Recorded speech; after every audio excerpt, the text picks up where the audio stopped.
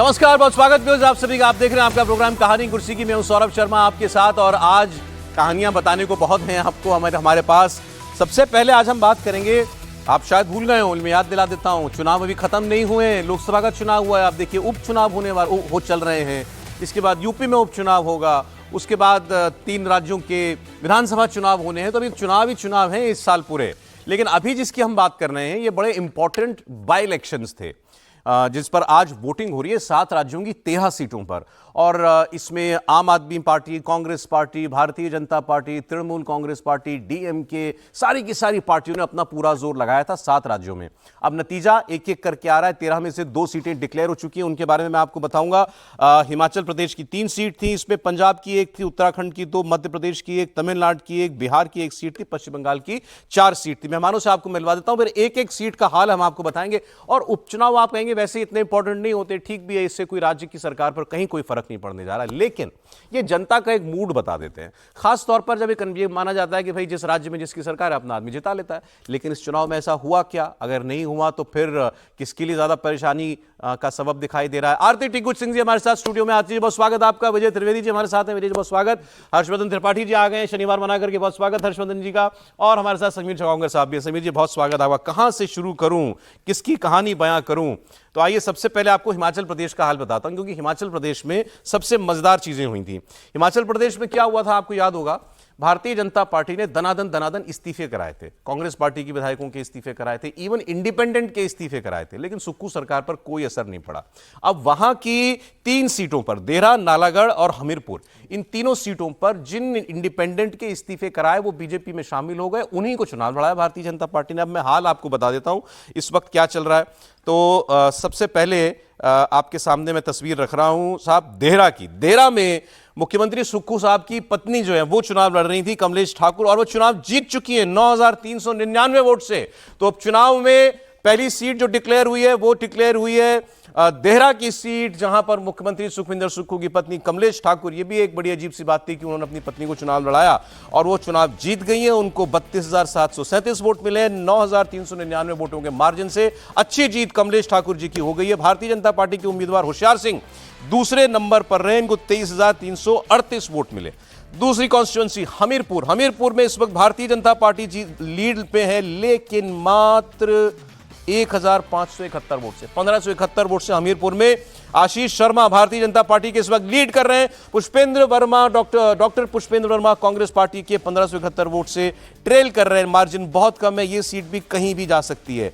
नालागढ़ की सीट में इस वक्त कांग्रेस पार्टी आगे चल रही है, सेफ मार्जिन लग रहा है मुझे तो। कम से कम 6,870 सीटों का माफ कीजिएगा वोटों का मार्जिन है। 31,298 वोट इनको मिल चुके हैं। केएल ठाकुर भारतीय जनता पार्टी के इस वक्त पीछे चल रहे हैं, उनको 24,428 वोट अभी तक मिले। तो हिमाचल में 3 में से 1 सीट कांग्रेस जीत गई, 1 पर कांग्रेस आगे चल रही है, 1 पर भारतीय जनता पार्टी आगे चल रही है। जहां बहुत कम मार्जिन है वो सीट भी कांग्रेस के खाते में चली जाए तो कोई आश्चर्य नहीं। तो ये तो हिमाचल प्रदेश की कहानी थी आपके सामने। अब एक एक करके ही बात कर लेते हैं ना, पहले हिमाचल प्रदेश की हम लोग बात कर लेते हैं। विजय जी, हिमाचल प्रदेश, इस्तीफा दिलाया, पार्टी ज्वाइन कराई, चुनाव लड़ाया और हाल ही आपके सामने बीजेपी का।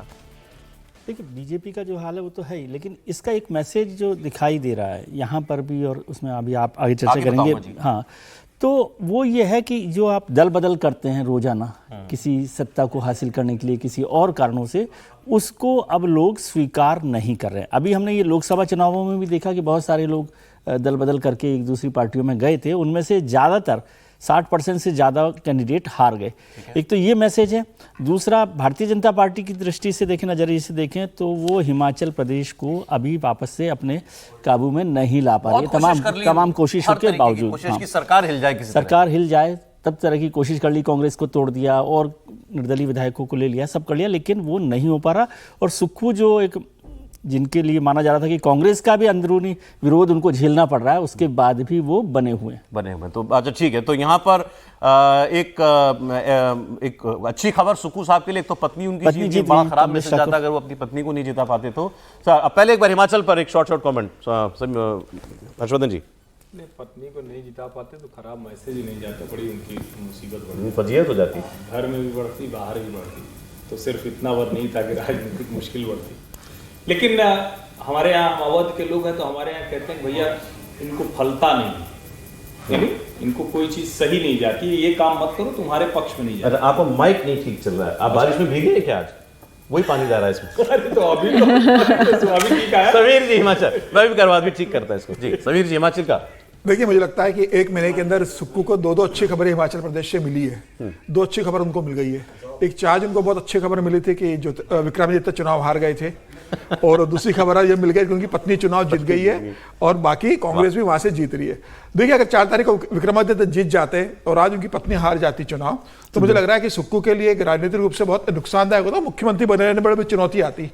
भारतीय जनता पार्टी लगातार यह कोशिश कर रही थी कि हिमाचल प्रदेश के अंदर जिस तरीके से राज्यसभा चुनाव में कांग्रेस के अंदर विद्रोह हुआ था, जिस तरीके से हर्ष मल्होत्रा भारतीय जनता पार्टी के राज्यसभा का चुनाव जीत गए थे, अभिषेक मनु सिंह भी चुनाव हार गए थे। हालांकि अभिषेक मनु चुनाव जरूर हारे, लेकिन अब हिम्मत नहीं आ रहे, कोशिश में लगे कि कहीं से राज्यसभा में चला जाऊंगा।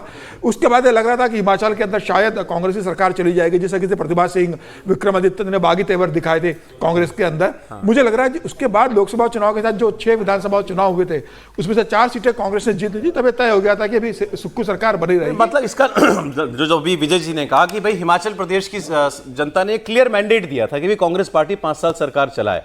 अब आप राज्यसभा चुनाव के बहाने, कभी किसी बहाने अगर कांग्रेस पार्टी की विधायक तोड़ रहे हो, इस्तीफे दिला रहे हो, इंडिपेंडेंट को आप इस्तीफे दिला रहे हो, जनता पसंद नहीं कर रही इसको। हाँ, मतलब आपने इस्तीफा शांति से सरकार चलाने दो। देखिए, कांग्रेस के विधायक भी अगर आपके पास आएंगे तो आखिरी में उन्हें जनता के मैंडेट के बीच ही जाना है जीतने के लिए। अगर जनता जिता देगी तो आप जैसे एकनाथ शिंदे के विधायक आए, चुनाव लड़े, कई इसमें से तो जीते बाद में इस्तीफा देने के बाद भी। तो मेरा यह कहना है कि अगर इस तरीके से अगर वो हार जाते हैं तो ये सीधा सीधा भारतीय जनता पार्टी के लिए मैसेज है। और मुझे लग रहा है कि ये एक बड़ा मैसेज नड्डा जी के लिए भी है, क्योंकि नड्डा जी की बड़ी कोशिश थी। इन 3 सीटों के लिए नड्डा जी ने बहुत प्रेस्टीज का पॉइंट बनाया था। अभी गए थे, लगातार बैठक की थी और कहकर आए थे वहां पर कि ये तीनों सीटें जीतना है, किसी भी स्थिति में एक सीट हारना नहीं है। मुझे लग रहा है अध्यक्ष जाते जाते ये 3 सीटों का दर्द भी नड्डा जी को मिल गया। हिमाचल का दर्द अलग था, 3 सीटों के हार का दर्द अलग है। वो 6 आपने बताया ना, 6 बाय इलेक्शन पहले करा लिए, बिल्कुल 4 जीत गए, इसमें कांग्रेस के इस्तीफे करा करके 4 कांग्रेस ने निकाल लिए। अब ये 3 सीटें, इसमें से 2 पर लग रहा है जीती जाएगी, तीसरी का भी भरोसा नहीं। बताइए। नहीं, देखिए, अच्छा, नड्डा जी के लिए आप क्या कह रहे हैं भाई? नड्डा जी कितना भी हो, नड्डा जी आज की तारीख में कितने प्रमुख व्यक्ति हैं। वो अभी अध्यक्ष पद पर हैं, मंत्री पद पर हैं, ढेर सारी कमेटियों में हैं, और खुद अभी चूंकि एक्सटेंशन पर हैं और एक्सटेंशन के बाद के एक्सटेंशन पर हैं, फिर भी वो प्रदेश अध्यक्ष तय कर रहे हैं। तो मुझे लगता है कि वो शायद बड़े कामों में हैं। हिमाचल जैसे छोटे 1-2 विधानसभा वो उनके जिम्मे नहीं है। तो विधानसभा चुनाव हिमाचल में हार गई बीजेपी, तब भी कोई फर्क नहीं पड़ा। समझिए, इतने बड़े बड़े कामों में तो वो आप थोड़ा सा ये कह रहे हैं वो मत सुनिए, जो नहीं कह रहे हैं वो पढ़िए। अब जो मूल है, जो मैं कह रहा था ना कि हम अवध के लोग हैं, तो हमारे यहाँ कहते हैं कि फलता नहीं है।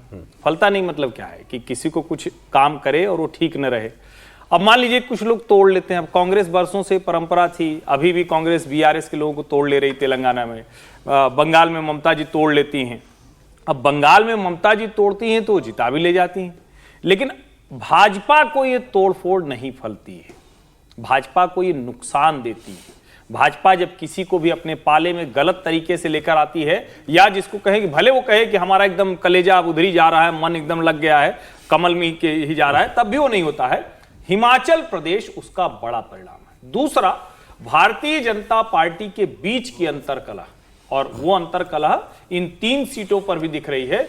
जिस भी राज्य में उसके 1-2 बड़े नेता हो गए हैं, उस राज्य में मुसीबत बढ़ गई है। तो कभी कभी लगता है कि मोदी जी, अमित शाह ठीक है करते हैं कि ज्यादा बड़े नेता एक राज्य में नहीं होने देते हैं, तो एक साथ उनका भी अंतर्द्वंद दिख रहा है। यानी हिमाचल विधानसभा हारे, क्यों हारे? क्योंकि आपस की लड़ाई थी, बागी नहीं संभाल पाया। अभी हार रहे हैं, क्यों हारे? क्योंकि जल्दी में चले गए। और सबसे बड़ी बात, आप जहां सत्ता में आते हैं, आपको जनता फुल मैंडेट देती है, तो किसी को अगर थोड़ा कम ज्यादा है तो उसको ऊपर नीचे करने से बचिए। जनता का यही सीधा मैंडेट है हिमाचल के अंदर। मैं आगे कह रहा हूं कि जनता के उसको आप डिस्टर्ब करने की कोशिश मत कीजिए। बिल्कुल ठीक है। अच्छा, आप उत्तराखंड का भी बताया था हमको। मैंगलोर सीट और बद्रीनाथ सीट थी। बद्रीनाथ सीट पर आप देखिए कांग्रेस पार्टी अभी लीड कर रही है 3642 वोट से, और ट्रेल कर रहे हैं पीछे चल रहे राजेंद्र सिंह भंडारी भारतीय जनता पार्टी के। ये इनको वोट मिले 18,663। लखपत सिंह बुटोला साहब कांग्रेस, इनको वोट मिले 22,315। तो कांग्रेस यहां पर आगे चल रही है। और इसके अलावा मैंगलोर की सीट का हाल आपको बताता हूं। मैंगलोर की सीट पर काजी मोहम्मद निजामुद्दीन इंडियन नेशनल कांग्रेस के, ये 422 वोट से आगे चल रहे हैं। करतार सिंह भड़ाना, इनके ऊपर बाहरी का टैग था, ये अभी ट्रेल कर रहे हैं, लेकिन मार्जिन यहां पर कम है, तो ये सीट कहीं भी जा सकती है अभी भी। लेकिन उत्तराखंड में भी बीजेपी की सरकार है। उत्तराखंड में बीजेपी एक सीट लगभग हारने की कगार पर है और दूसरी पे इस वक्त टक्कर चल रही है। आरती जी, क्या मैसेज है? देखिए, मैसेज तो बहुत ही अलार्मिंग लग रहा है मुझे, जो जबकि सरकार बीजेपी की है उत्तराखंड में, और वहाँ पे भी अगर हम ट्रेंड्स जो दिख रहे हैं अभी कांग्रेस को फेवर कर रही है, तो ये कहीं ना कहीं बड़ा एक संकेत है, एक बड़ी मैसेज है पब्लिक की तरफ से। और जहाँ तक मैं उत्तराखंड को समझती हूँ, वहाँ की पॉलिटिकल इंस्टेबिलिटी तो मशहूर है। वहाँ पे हमेशा ही जब से उत्तराखंड बना है तब से एक सरकार आती है, दूसरी जाती है, तो वहाँ की पॉलिटिकल इंस्टेबिलिटी इनफैक्ट उत्तराखंड के लिए बहुत हानिकारक रही है, डेवलपमेंट के मामले में, ओवरऑल इकोनॉमिकली भी। और अगर ये संकेत दिख रहा है कि कांग्रेस को फेवर कर रहे हैं लोग, इसका मतलब सीधा ये है कि बीजेपी सरकार जो उत्तराखंड की है, लोग कहीं ना कहीं उनसे नाराज़ है, और नाराज़गी के कारण अक्सर उत्तराखंड में करप्शन को लेकर ही है, और ज़्यादा जितना भी इनफैक्ट उत्तराखंड की इकॉनमी है ही टूरिज़्म पे डिपेंडेंट, और हमने देखा पिछले 5 साल में कई सारी मुश्किलों के सहनी पड़ी उत्तराखंड को। टूरिज्म कोविड में बिल्कुल ठप हो गया था, लोगों के पास जॉब्स नहीं थी, उत्तराखंड के लोग बाहर जा रहे थे उत्तराखंड से नौकरियों के लिए। तो बीजेपी के लिए ये मतलब साफ संकेत है, ये साफ संकेत है कि उत्तराखंड की एडमिनिस्ट्रेशन बहुत ज़्यादा कुछ कर नहीं पा रही है लोगों के लिए, उत्तराखंड के लोगों के लिए। और बाहर से लोग जो आ रहे हैं, इनफैक्ट एनवायरमेंटली फ्रेजाइल भी है उत्तराखंड, और काफ़ी ज़्यादा प्रॉपर्टी, रियल एस्टेट में बहुत ज़्यादा घपले, ज़मीनें खरीदी जा रही है। तो इनफैक्ट जो लेबर, कुछ दिन पहले भी हम बात कर रहे थे कि उत्तर प्रदेश का जो मुस्लिम लेबर है वो जा रहा है, क्या वो वोट कर रहे हैं हमें नहीं मालूम। तो कहीं ना कहीं ये संकेत है कि उत्तराखंड पॉलिटिकल इंस्टेबिलिटी की तरफ शायद दोबारा से। आप कुछ बोलना चाह रहे थे? नहीं, मैं यहाँ आरती जी से बिल्कुल सहमत नहीं हूँ। कोई पॉलिटिकल इंस्टेबिलिटी की तरफ नहीं है। ये 2 सीटें, इनका अपना एक कैरेक्टर है, अपनी इंपॉर्टेंस है। बद्रीनाथ में भी वही हुआ है, कांग्रेस का विधायक भारतीय जनता पार्टी में है, उसको लोगों ने पसंद नहीं किया। ये कोई ऐसा नहीं है कि कोई भारतीय जनता पार्टी कोई उनका प्रत्याशी रहो, ये कांग्रेस का विधायक था यहाँ, राजेंद्र भंडारी जो शायद नाम है, जो आए हैं, तो उन्हें, वो भारतीय जनता पार्टी में आएगा, उनको भाजपा ने टिकट दे दिया। उसको भाजपा, जो वहां की जनता थी, उसने पसंद नहीं किया, ऐसा दिख रहा है। मंगलौर की सीट पर यहां जरूर जो लोकसभा चुनाव वाला इक्वेशन था वो लागू होता हुआ दिख रहा है। बसपा के जो प्रत्याशी थे, उनकी जो डेथ हुई थी, उसके बाद ये संभवतः इस सीट पर चुनाव हुआ था, और इस सीट को लेकर स्ट्रॉन्ग सीट है जी। और बीएसपी अभी तीसरे नंबर पर चली, हाँ अभी चली गई, अभी तक वो लगातार दूसरे नंबर पर थी, अभी तीसरे नंबर पर चली गई। तो यहां देखिए, इस सीट पर जरूर कहेंगे कि जो लोकसभा चुनाव का इक्वेशन था, जिसको हम बार बार कहते हैं मुस्लिम वोटों का एक मुश्त पोलराइजेशन, हिंदू मतों में कुछ कुछ इधर उधर अलग अलग वजहों से जाना, तो दोनों सीट की अपनी अपनी इंपॉर्टेंस है, और दोनों के नतीजे बहुत साफ साफ सरकार के लिए कोई मैसेज ऐसा आपने माना? कोई कहीं कोई दूर तक नहीं है, और इन दोनों सीटों पर सरकार के जो काम है या उसका कोई बटन नहीं, और अभी तक जो है वो उत्तराखंड की सरकार के तौर पर कोई काम ऐसा कोई गड़बड़ होता हुआ नहीं दिखा है। अच्छा, जो काजी मोहम्मद निजामुद्दीन है बैंगलोर की उत्तराखंड की सीट से, एक्चुअली इन्होंने सोशल मीडिया पर डाल दिया कि मेरी जीत हो गई है। उनको वहाँ कैंडिडेट वहाँ खड़ा रहते हैं, इनको ज़्यादा पता होगा, लेकिन हो सकता है क्लोज मार्जिन की सीट थी। इन्होंने ये सूचना दे दी है कि मैं जीत गया हूँ, तो ये सीट भी कमोबेश कांग्रेस पार्टी के पास ही जा चुकी है। बंगाल की बात मैं आपके सामने करता हूँ। बंगाल की 4 सीटें, इसमें 3 बीजेपी की सीट थी। रायगंज बीजेपी की सीट थी, इसके अलावा रानाघाट दक्षिण बीजेपी की सीट थी, बागदा ये बीजेपी की सीट थी, मानिकतला नहीं थी इनके पास। इस वक्त चारों सीटों पर तृणमूल कांग्रेस जो है वो आगे चल रही है। मैं आपको रायगंज का बता देता हूं। रायगंज में कृष्णा कल्याणी 50,000 वोट से आगे चल रही हैं इस वक्त। असेंबली बाई इलेक्शन में 50,000 वोट से कृष्णा कल्याणी आगे चल रहे हैं, 5 पुरुष हैं। हाँ, और रानाघाट दक्षिण में यहां भी तृणमूल कांग्रेस के मुकुटमणि अधिकारी आगे चल रहे हैं 31,000 वोट से। सब जगह 30 के ऊपर ही है, मतलब तीसरी सीट बागदा की सीट पर 33,455 वोट से मधुपूर्णा ठाकुर ऑल इंडिया कांग्रेस की, ये कांग्रेस के पास है, कांग्रेस यहां पर लीड कर रही है। रायगंज बागदा की सीट पर कांग्रेस आगे चल रही है। इसके अलावा मैं आपको बताऊं, मानिकतला की सीट ये बीजेपी के पास नहीं थी। यहां 34,000 के मार्जिन से सुप्ति पांडे ये इस वक्त आगे चल रही हैं। तो एक कांग्रेस के पास ये भी कांग्रेस की कैंडिडेट है।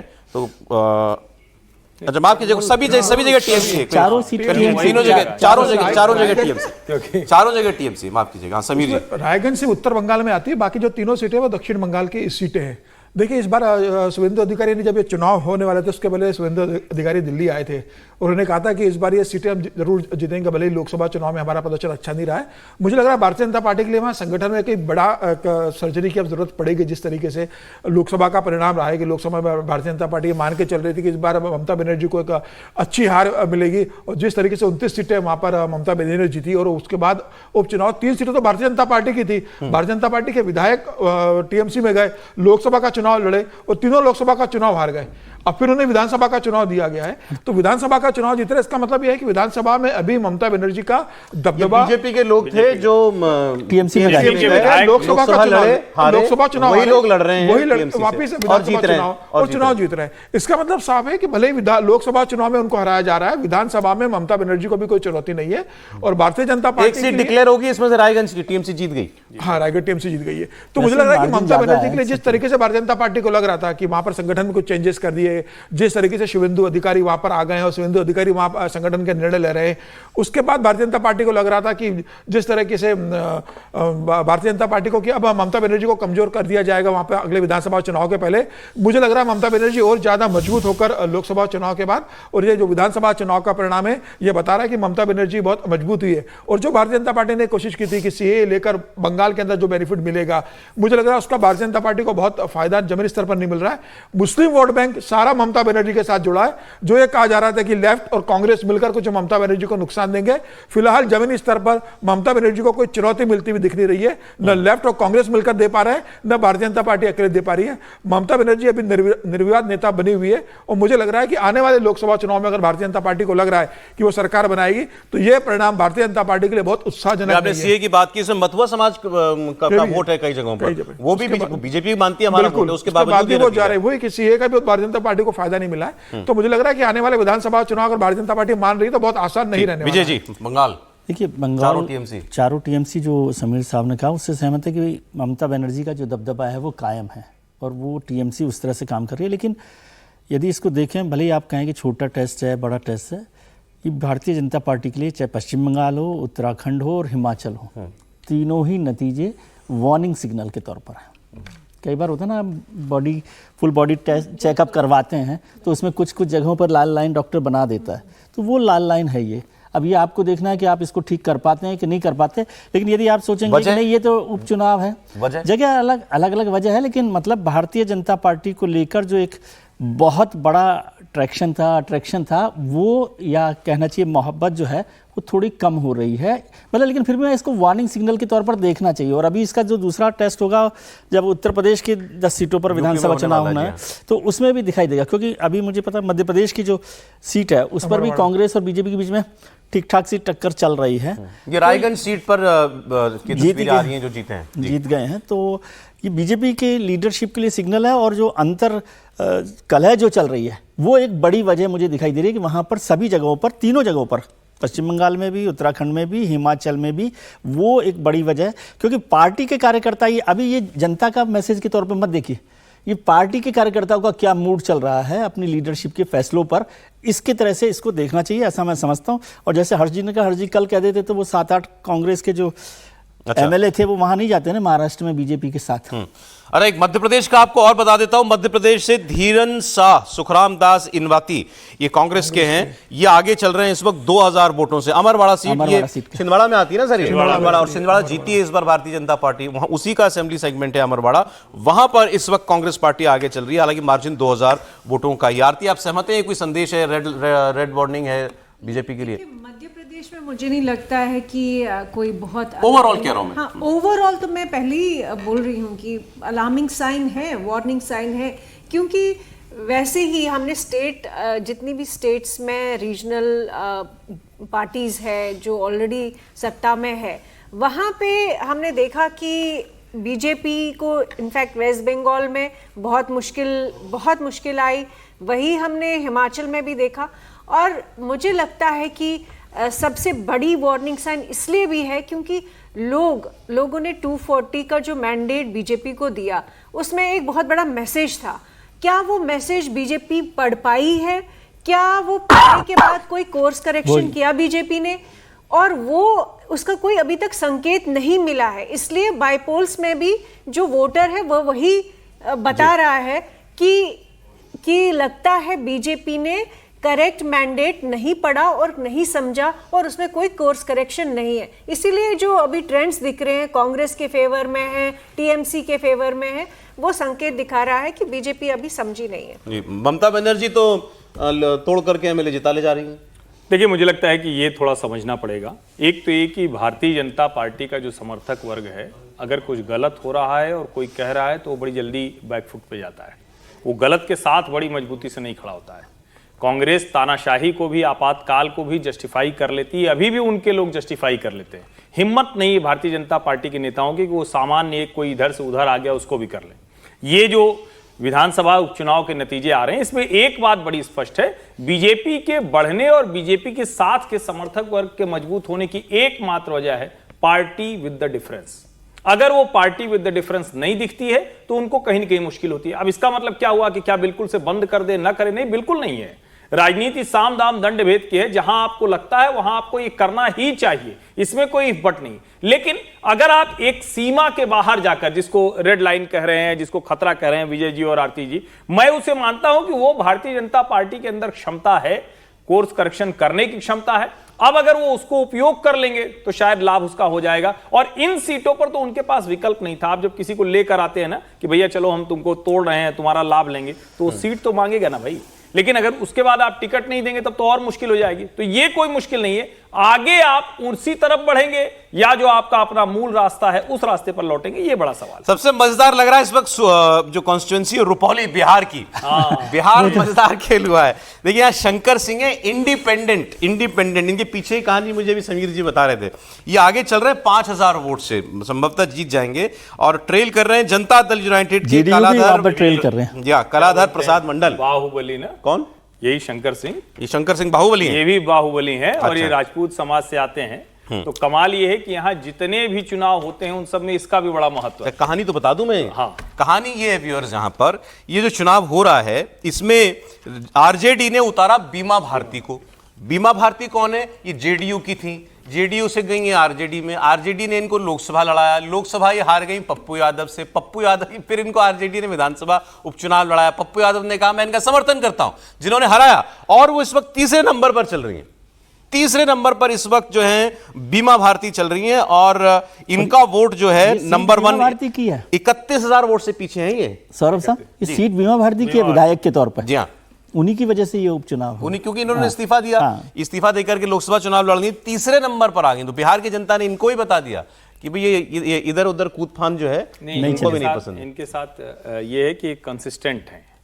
ये लोकसभा में भी तीसरे ही नंबर पर थी मेरे ख्याल से। हाँ, वहां भी ये पहले पप्पू यादव थे, वो दूसरे पे जनता दल यूनाइटेड वाले थे शायद, और तीसरे पे ये थे। तो ये बड़ा कंसिस्टेंट इनका प्रदर्शन है। लेकिन आप जरा सोचिए कि लालू प्रसाद यादव के लिए इतना ये प्रतिष्ठा का प्रश्न क्यों बनी हुई है, ये बड़ा सवाल है। और जिन शंकर सिंह की बात मैं कर रहा हूं, इनके पति से बहुत लंबे समय तक जो बिहार में होता रहता है ना, वो वाला झगड़ा लड़ाई चलती रही। पप्पू यादव भी हैं। अब पूर्णिया लोकसभा और ये जो रुपौली विधानसभा, अगर इसके नतीजे देखें और कुछ और नतीजे देखें तो बिहार की राजनीति के लिए शुभ संकेत नहीं है। अगर बिहार की राजनीति में इस तरह के बाहुबली निर्दलीय वो जीतने लगते हैं, निर्दलीय जीतने में कोई दिक्कत नहीं। लेकिन अगर जिनका बाहुबल के ऊपर है, हो सकता है हर कोई कहेगा कि भाई हम बाहुबली नहीं है, लेकिन अगर ऐसे लोग जीतने लगे और पार्टियों के प्रत्याशी वो जो है वो पीछे जाने लगे तो वो खतरा है। वो पुरानी लालू यादव के लिए तो ये सेटबैक है ना। बिल्कुल पहले पूर्णिया और उसके लोकसभा और फिर ये इज्जत चली गई एक लाइन में कहें तो। और बहुत जिद करके उस समय भी ये हुआ था, क्योंकि पप्पू यादव को वो सीट मिलने के लिए कांग्रेस ने भी अपनी कोशिश कर ली। ये सब भी हुआ। पप्पू यादव एक रात पहले मिलकर भी आए, उसके बाद वो बीमा भारती जेडीयू से आ गई लालू यादव ने। लेकिन जो मैंने उनकी एक पिक्चर देखी थी, ये सब पता नहीं किस तरह से होता है पॉलिटिक्स में, कि जब वो नॉमिनेशन फॉर्म जैसा जो साइन करके पार्टी का जो टिकट दिया जाता है, वो फोटो उनकी लालू यादव के साथ उस दिन से पहले थी जब पप्पू यादव से लालू यादव की मुलाकात हुई है। मतलब पप्पू यादव से पहले ही लालू यादव ने तय कर लिया था कि बीमा भारती को ही टिकट देना है। और फिर वो लोकसभा में, जैसे हर्ष जी ने भी बताया, कि तीसरे नंबर पर आए। उसके बाद फिर से विधानसभा सीट, विधानसभा तो इसलिए भी क्योंकि उन्हीं का उपचुनाव था, उन्हीं की सीट थी, तो शायद ठीक है, ये भी जिद हो कि कोशिश की जाए। लग रहा है सर चिराग पासवान ने फिर निपटाने का काम किया नीतीश कुमार को। जी। ये तो जो शंकर सिंह है, ये लोक जनशक्ति पार्टी से विधायक रहे हैं 2005 में, बिल्कुल। तो 2000 से लगातार चुनाव लड़ा लोक जनशक्ति पार्टी से। नीतीश जी से उनका प्यार कम नहीं हुआ अभी। 2020 में दूसरे नंबर पर थे 2020 के चुनाव में। सर, तो इस बार भी चिराग पासवान ने बात की थी इस सीट सर ब्रेक ले लें हम यहाँ पर जरा कहानी कुर्सी में। नेता तो अच्छा, वही इधर का लगता रहे उधर का हो जाए। ब्रेक ले लेते हैं। ब्रेक के बाद अभी तो ये उपचुनाव में आपने देखा बीजेपी की जगह जगह हार दिखाई दे रही है, इसमें सबने कहा क्या संकेत है।